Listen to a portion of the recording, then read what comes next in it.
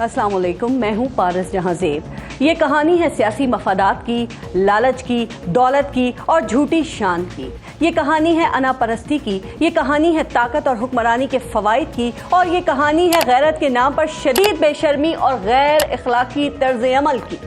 ये कहानी उस शख्स की है जिसने अपनी शरीक हयात को अपनी खुशी से ये जानते हुए तलाक दी कि वो उस शख्स से शादी करेगी जिसके हुक्मरान बनने के इम्कानात हैं।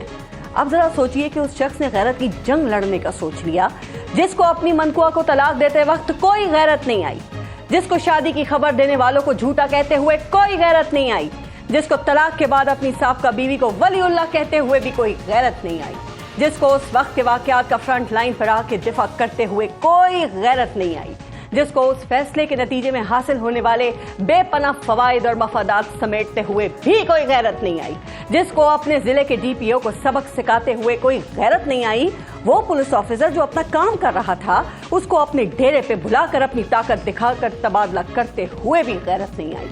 ये कहानी है उस शख्स की जिसने साबका अहलिया के शौहर को इक़्तिदार मिलने पे मुकम्मल खामोशी ओढ़ ली।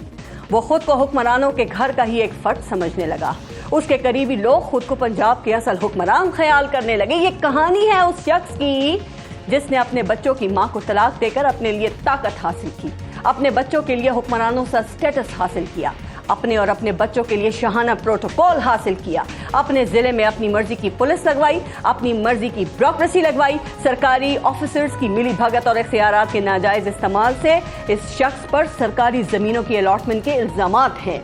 ये कहानी है उस शख्स की जिसको तलाक और शादी के बाद पूरे 5 साल तक फवाइद लूटते हुए कोई गैरत नहीं आई, लेकिन जब इक़्तिदार जाता रहा,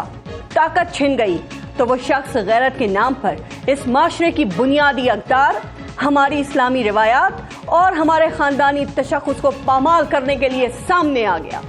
ये कहानी पाक वतन के खावर फरीद मानिका की है, जिसको तलाक देने के 6 साल बाद पता चला कि उसकी साबका अहलिया ने जब निकाह किया तो उसकी इद्दत पूरी नहीं थी, और फिर ये शख्स शर्म हया की हर हद पार करता चला गया, इस माशरे की हर औरत की तौहीन करता चला गया, अपने घर के गंदे कपड़े चौराहे पे धोता चला गया। आज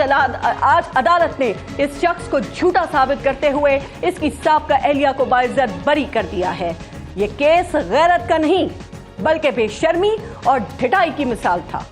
मैंने इस केस पे कभी अपने प्रोग्राम में बात नहीं की और आज भी नहीं करूंगी, लेकिन जो कुछ खावर मानिका ने किया उस पर यह कहना जरूर बनता है कि खावर मानिका कोई शर्म होती है, कोई हया होती है।